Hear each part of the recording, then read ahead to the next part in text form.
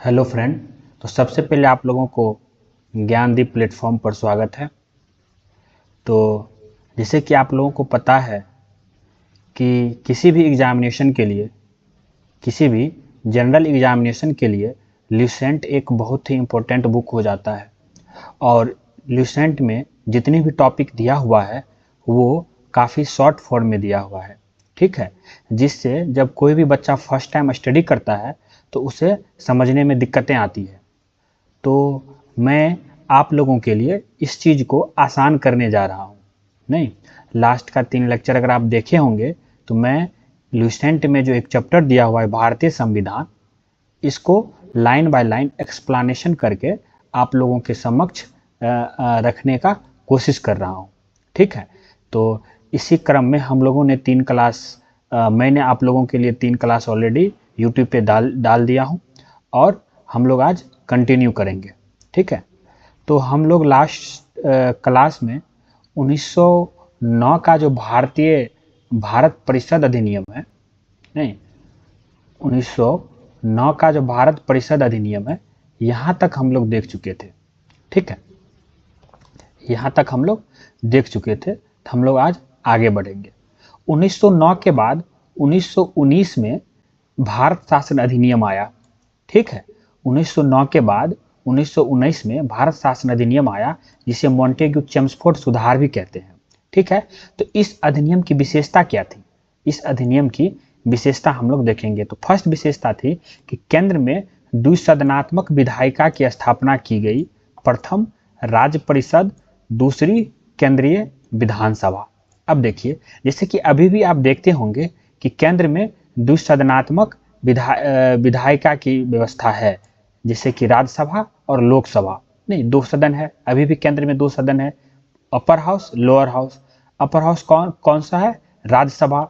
उसी प्रकार उस 1919 ईस्वी में भी जब ये भारत शासन अधिनियम आया था तो केंद्र में द्विसदनात्मक विधायिका की स्थापना की गई। प्रथम राज्य परिषद, दूसरा केंद्रीय विधानसभा, जो कि अभी पार्लियामेंट है, जो कि लोअर हाउस है, ये केंद्रीय विधानसभा कहलाता था। और जो कि अभी अपर हाउस है, नहीं, वो जिसे अभी राज्यसभा कहते हैं, वो राज्य परिषद कहलाता था, ठीक है। तो राज्य परिषद के सदस्यों की संख्या 60 थी। राज्य परिषद के सदस्यों की संख्या कितनी थी? राज्य परिषद के सदस्यों की संख्या जो है 60 थी, ठीक है। और जिसमें 34 निर्वाचित होते थे और उनका कार्यकाल 5 वर्षों का होता था। नहीं, अभी भी आप देखिए, जब लोकसभा या विधानसभा का निर्वाचन होता है तो कार्यकाल 5 साल का ही होता है। तो पहले भी जब 1919 अधिनियम आया था उस वक्त भी कार्यकाल 5 साल का ही था। और इस 60 में से 34 लोगों का निर्वाचन किया जाता था। अभी जो है राज्य परिषद में, अभी जो राज्यसभा है उसमें से 12 लोगों को मनोनीत किया जाता है, बाद बाकी सबको इनडायरेक्ट मेथड से निर्वाचित किया जाता है। अभी का मैं बात बता रहा हूँ, अभी जो राज्यसभा है उसमें 12 लोगों को राष्ट्रपति के द्वारा मनोनीत किया जाता है। नहीं, बाद बाकी सब जो है निर्वाचित किया जाता है। टोटल कितना सीट है अभी राज्यसभा में?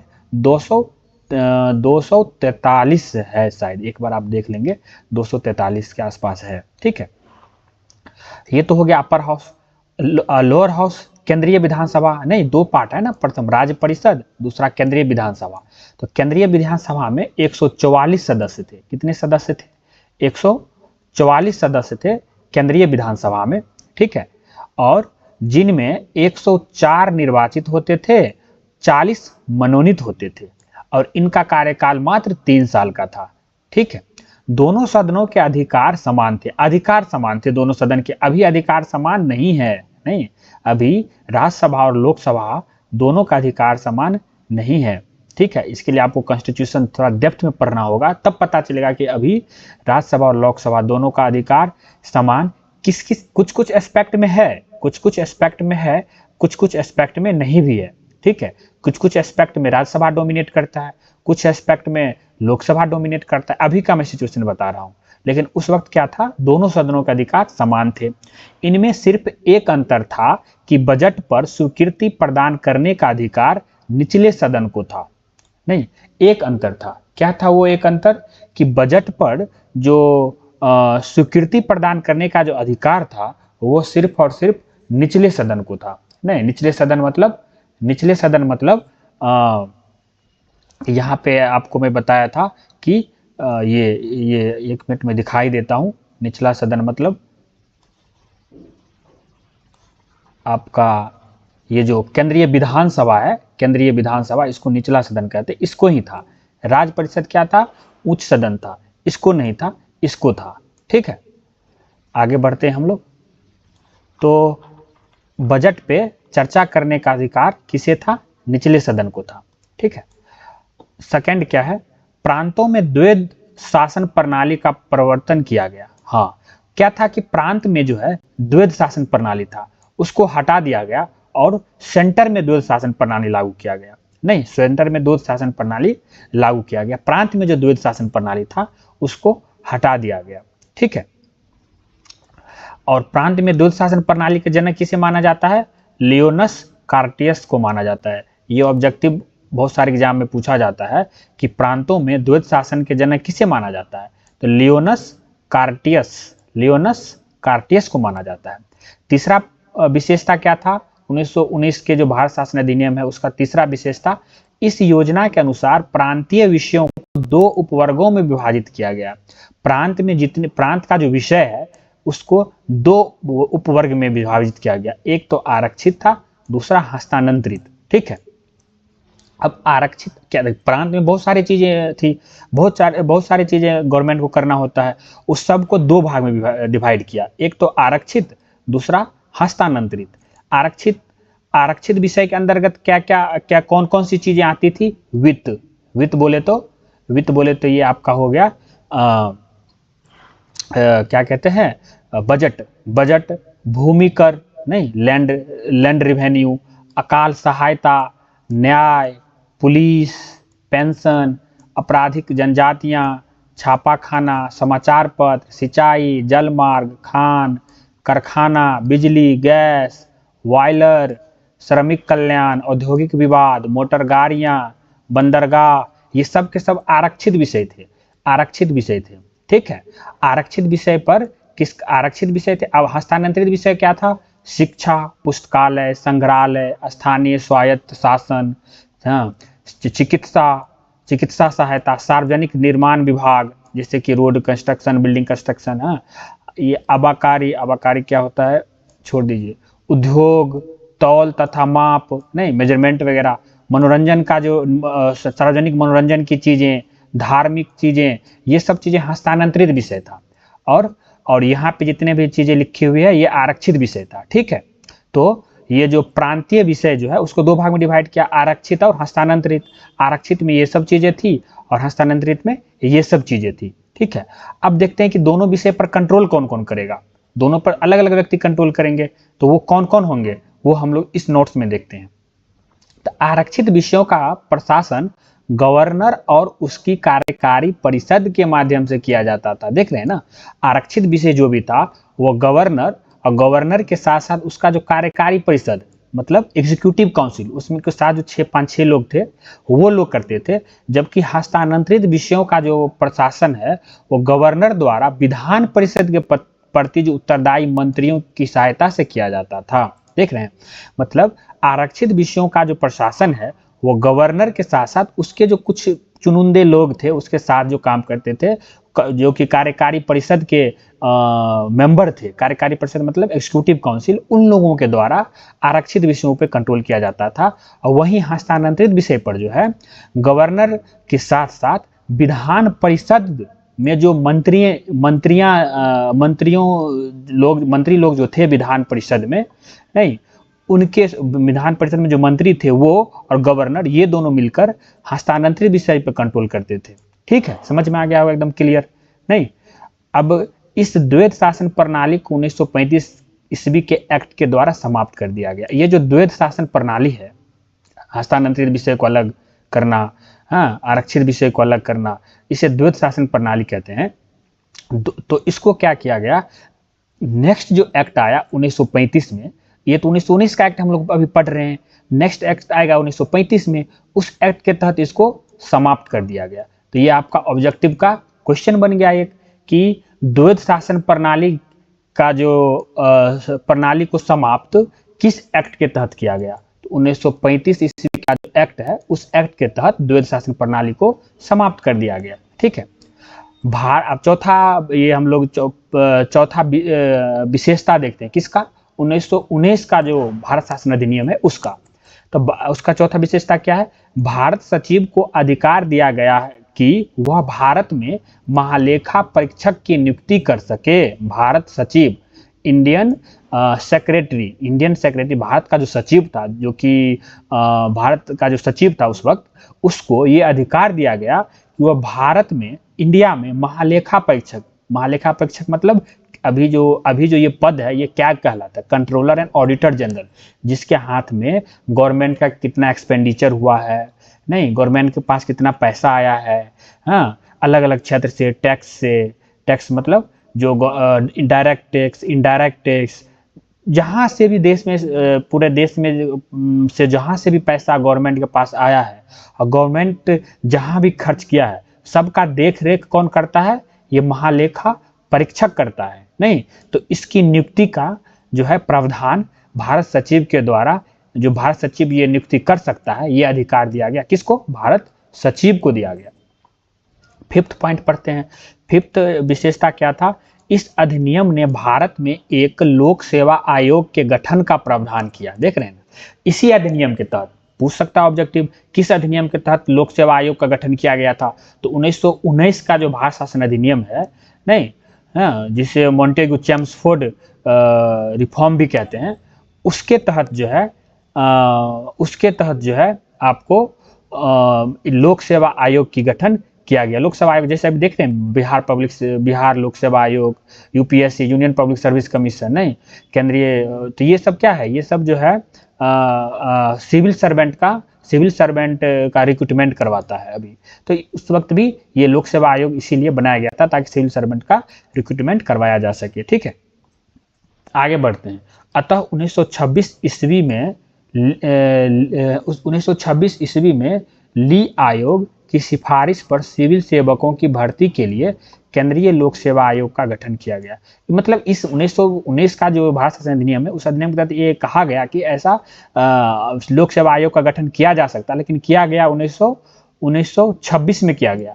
लेकिन करने से पहले ऐसा तो नहीं है कि ऐसे ही कर देगा, उसके लिए आयोग बनेगा, कमीशन बनेगा, कमीशन जो है उस पर काम करेगी, वो रिसर्च करेगी, क्या कौन सा प्रोविजन रखना है, कैसे वो प्रोसेस किस तरह से काम करेगा, नहीं। जैसे कि अगर मैं अभी का बताता हूँ कि जैसे कि अभी 8वां पे कमीशन आने वाला है, नहीं, 8वां वित्त आयोग, 8वां पे कमीशन आने वाला है। तो 8वां पे कमीशन आने से पहले एक जो है कमीशन बनाया गया है, जो कि वो रिसर्च करेगा कि 8वां पे कमीशन में कितना पैसा बढ़ाया जाए गवर्नमेंट एम्प्लॉय को। तो इसीलिए किसी चीज को करने से पहले कमीशन बनाया जाता है। तो कमीशन बनाया गया 1923-24 में। ठीक है, लेकिन उसका सिफारिश 1926 में आया, तो उसके सिफारिश के आधार पर लोक सेवा आयोग का गठन किया गया। तो 5वां पॉइंट क्लियर है। 6ठा पॉइंट पे जाते हैं। इस अधिनियम के अनुसार वायसराय की कार्यकारी परिषद में 6 सदस्यों में से 3 सदस्यों का भारतीय होना आवश्यक था। हाँ, अब देखिए, वायसराय का जो कार्यकारी परिषद था, मतलब वायसराय का जो एग्जीक्यूटिव काउंसिल था, जिसमें वायसराय के साथ साथ कितने 6 सदस्य थे, उस 6 सदस्यों में से 3 सदस्य इंडियन रहेगा, ऐसा प्रोविजन, ऐसा प्रोविजन जो है इस एक्ट के तहत ऐड किया गया कि 6 जो कार्यकारी परिषद है वायसराय काउंसिल में, एग्जीक्यूटिव काउंसिल, उसमें से 3 भारतीय रहना चाहिए। ठीक है, तो 7वां पॉइंट क्या है?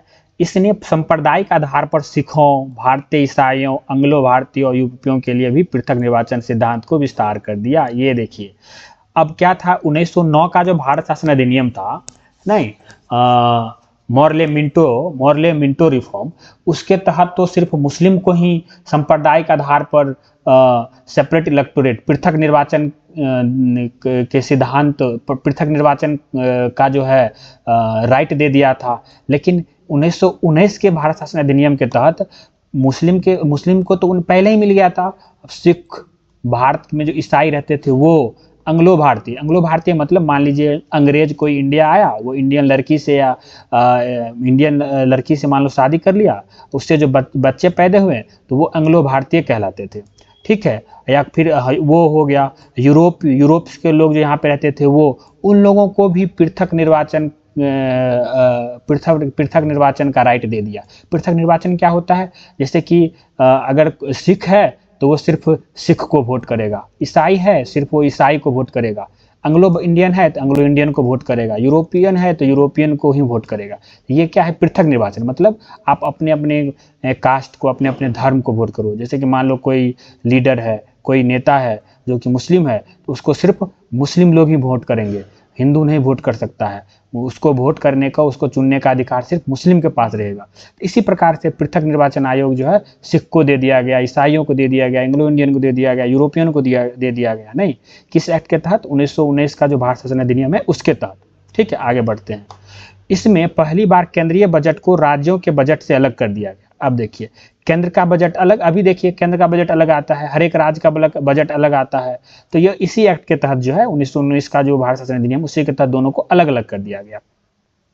इसके अंतर्गत एक वैधानिक आयोग का गठन किया गया। देख रहे हैं, लॉ कमीशन, वैधानिक आयोग का गठन किया गया, जिसका कार्य था कि 10 वर्ष बाद जांच करने, 10 जिसका कार्य था कि 10 वर्ष बाद जांच करने के बाद अपनी रिपोर्ट प्रस्तुत करना था। मतलब देखिए क्या हुआ, ये जो 1919 में जो एक्ट आया उसमें बहुत सारे चेंजेज की गई, ठीक है। तो फिर एक ऐसा प्रोविजन बनाया गया, एक ऐसा आयोग बनाया गया जिसे वैधानिक आयोग कहते हैं, जिसका काम था कि ये जो एक्ट हम लोग अभी लागू कर रहे हैं, अभी मतलब 1919 में जो लागू कर रहे हैं, वो 10 साल के बाद कितना बेनिफिशियल रहा, कितना आउटपुट इस एक्ट से निकला है, उसको इवेल्युएट करने के लिए एक आयोग का गठन किया गया था, वैधानिक आयोग, ठीक है। जिसका काम था कि 10 साल बाद जो है इस पूरा जो भी चेंजेज हुआ है उसको इवेल्युएट करना, ताकि ये पता चल सके कि कितना बेनिफिशियल है और किस किस चीज़ों में अभी चेंज लाने की आवश्यकता है, ठीक है। हाँ, अब ये चीज़ देखिए, यही चीज़ जैसे 2019 में आया, 2019 और 2029 में आना चाहिए था, लेकिन ये 2027 में ही जो है साइमन कमीशन जो आया था, वो क्या था, साइमन कमीशन यही तो था, वैधानिक आयोग ही तो था। वो इसीलिए आया था इंडिया कि वो जांच करने के लिए कि 1919 का जो एक्ट है, जिसके तहत जो भी चेंजेज वगैरह लाया गया था, वो सही से काम कर रहा है कि नहीं कर रहा है तो क्यों नहीं कर रहा है, क्या चेंजेज लाना है, या जो भी एक्ट अभी तक लागू हुआ था सबको इवेल्युएट करने के लिए वो साइमन कमीशन आया था 1927 में। आना चाहिए था 29 में, लेकिन 2 साल पहले ही आ गया। नहीं, जो हम लोग आगे पढ़ेंगे, ठीक है।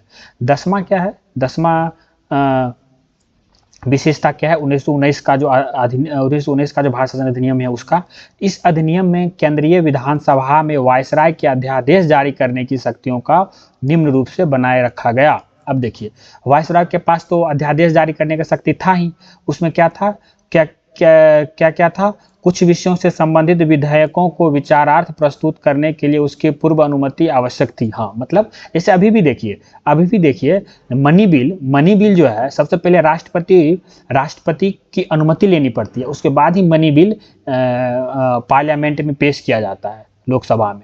तो इसी तरह से कुछ विषय था कि पहले कुछ विधेयक, कुछ कानून अगर बनाना है कुछ चीज़ों में, वो बनाने से पहले आपको वायसराय से अनुमति लेनी होगी। फर्स्ट पॉइंट में ए नंबर में यही लिखा हुआ है।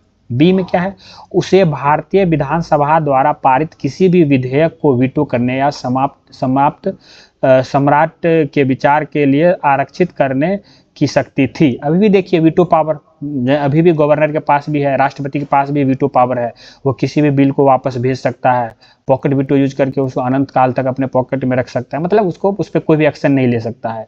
नहीं, तो ये सब चीज़ें अभी भी है और उस वक्त ही लाया गया था, ये अभी जो भी है उस वक्त लाया गया था, वही मुझे लग रहा है कि अभी इसी सब 1919 के एक्ट से ही हो सकता है, उसको कंटिन्यू कर दिया होगा। फिर सी में क्या है, उसे यह शक्ति थी कि विधानमंडल द्वारा नामंजूर किए गए या पारित न किए गए किसी विधेयक या अनुदान को प्रमाणित कर दे तो ऐसे प्रमाणित विधेयक विधानमंडल द्वारा पारित विधेयक के समान हो जाते थे। ये तो भाई जबरदस्ती वाली बात हो गई। इसका कहने का मतलब ये है कि मान लीजिए कोई भी कानून बनाना है, ठीक है, तो क्या है नॉर्मल प्रोसीजर ये है कि वो विधानमंडल से होकर जाएगा, हम लोग जो चुनकर लोगों को वहाँ पे बैठाए हैं, हम पार्लियामेंट में या स्टेट असेंबली में, वो लोग उसको देखेंगे, उसको पास करेंगे, नहीं तब जा कर के वो कानून बनेगा। लेकिन इसमें ये लिखा हुआ है कि अगर वो मान लीजिए विधानमंडल में बैठे हुए लोग अगर मान लीजिए पास नहीं भी किया, मंजूरी नहीं दिया, लेकिन फिर भी अगर गवर्नर चाहे तो वो उस पर अपना अनुमति दे देगा और वो पास हो जाएगा और उसको विधानमंडल के द्वारा जो पारित विधेयक है उसके समान माना जाएगा। देख रहे हैं ना, तो ये चीजें थी। फिर डी में क्या है, वह आपात स्थिति में अध्यादेश बना सकता था जिनकी अस्थायी अवधि के लिए विधिक प्रभाव होता था। ये ठीक है, ये तो अभी भी है। अभी भी आप देखते होंगे कि अगर मान लीजिए पार्लियामेंट सेशन में नहीं है, ठीक है, पार्लियामेंट सेशन में नहीं है या स्टेट असेंबली सेशन में नहीं है, तो राष्ट्रपति के पास भी ये अधिकार है, अध्यादेश जारी कर सकता है, और गवर्नर के पास भी ये अधिकार है कि वो अध्यादेश जारी कर सकता है। मान लीजिए अगर सेशन में नहीं है, उस वक्त ऐसा कुछ सिचुएशन आ गया, मान लीजिए कि पार्लियामेंट सेशन में नहीं है और देश पर आक्रमण हो गया और कुछ डिसीजन लेना है, तुरंत डिसीजन लेना है, तो क्या करेगा, तो गवर्नर क्या करेगा कि अध्यादेश जारी कर देगा। ठीक है, बाद में क्या है कि जो रूल है उसके हिसाब से बाद में अप्रूवल लिया जाएगा, लेकिन अभी अध्यादेश जारी किया जा सकता है। तो ये प्रोविजन जो है उस वक्त ही लाया गया था कि आपात स्थिति में अध्यादेश मतलब क्या होता है, देखिए अध्यादेश मतलब हुआ कि जैसे कि मान लीजिए आपको कोई कानून बनाना है, तो एक प्रोसेस है कि आप पार्लियामेंट में जाइए, पार्लियामेंट में जो है गवर्नमेंट, जिस पार्टी गवर्नमेंट है वो पेश करेगी उस बिल को फिर जो है हर एक लोगों के द्वारा उस पर सहमति मांगा जाएगा, सब अपने अपना सहमति देगा, नहीं कुछ लोग अपोज करेंगे, कुछ लोग सपोर्ट करेंगे, फाइनली अगर मेजोरिटी से वो बिल पास हो जाता है तब जाकर के वो कानून बनता है। ठीक है, लेकिन अगर मान लीजिए पार्लियामेंट सेशन में नहीं है, नहीं पार्लियामेंट तो साल में 3 बार ही सेशन में आता है, नहीं तो अगर सेशन में नहीं है उस वक्त अगर ऐसा कुछ कानून का जरूरत हो गया तो क्या किया जाएगा, उसके लिए जो है अध्यादेश जारी किया जाता है। अध्यादेश कौन जारी करता है, तो सेंटर में राष्ट्रपति करता है, स्टेट में राज्यपाल करता है। ठीक है, तो अध्यादेश जारी करके कानून बना दिया जाएगा। ठीक है, बाद में जब पार्लियामेंट का सिटिंग होगा या असेंबली का सिटिंग होगा तब उस अध्यादेश पर चर्चा की जाएगी, अगर पास हो गया तो कंटिन्यू रहेगा, अगर पास नहीं हुआ तो रिजेक्ट कर दिया जाएगा। नहीं, ऐसा प्रोविजन है, अभी भी है, और ये 1919 में भी लाया गया था। तो इस 1919 का जो एक्ट है उसे मॉन्टेग्यू चेम्सफोर्ड सुधार भी कहते हैं। ठीक है, या तो भारत शासन अधिनियम 1919 के ही है या मॉन्टेग्यू चेम्सफोर्ड सुधार भी कहा जाता है। कभी कभी ऑब्जेक्टिव पूछ लेता है कि भारत शासन अधिनियम को किस नाम से जाना जाता है, तो मॉन्टेग्यू चेम्सफोर्ड सुधार के नाम से भी जाना जाता है। ठीक है, और इसी सुधार या इसी अधिनियम के तहत जो है भारत में पहली बार महिलाओं को वोट देने का अधिकार मिला। हाँ, देख रहे हैं ना, तो ये भी ऑब्जेक्टिव का एक बहुत ही इंपॉर्टेंट क्वेश्चन हो गया कि किस अधिनियम के तहत पहली बार महिलाओं को वोट देने का अधिकार प्राप्त हुआ था, तो भारत शासन अधिनियम 1919, भारत शासन अधिनियम 1919, या फिर ये भी ऑप्शन रह सकता है मॉन्टेग्यू चेम्सफोर्ड सुधार। तो ये दोनों ऑप्शन रह सकता है। तो इसी अधिनियम के तहत जो है फर्स्ट बार, सबसे पहली बार महिलाओं को वोट देने का अधिकार दिया गया। और उस समय इंग्लैंड के प्रधानमंत्री कौन थे, लॉर्ड जॉर्ज थे। कौन थे, लॉर्ड जॉर्ज थे इंग्लैंड के प्रधानमंत्री। ठीक है, तो ये आपको 1919 का जो भारत शासन अधिनियम है जो कि काफ़ी इंपॉर्टेंट है, मैं आपको हर एक पॉइंट पर हाईलाइट ऑलमोस्ट कर ही दिया हूँ, लेकिन फिर भी अगर कोई भी कन्फ्यूजन आपको इस वीडियो में लगता है तो आप एकदम कमेंट सेक्शन में जाकर एकदम वहाँ पे अपना डाउट जो भी है आप लिख दीजिए, मैं आपको उसका रिप्लाई दे दूंगा, आपके डाउट को क्लियर कर दूंगा। ठीक है, तो ये एक छोटा सा मेरा प्रयास है ताकि जो भी लोग लुसेंट से पढ़ते हैं उनको किसी भी प्रकार का दिक्कत न हो। तो आप इसी तरह से अपना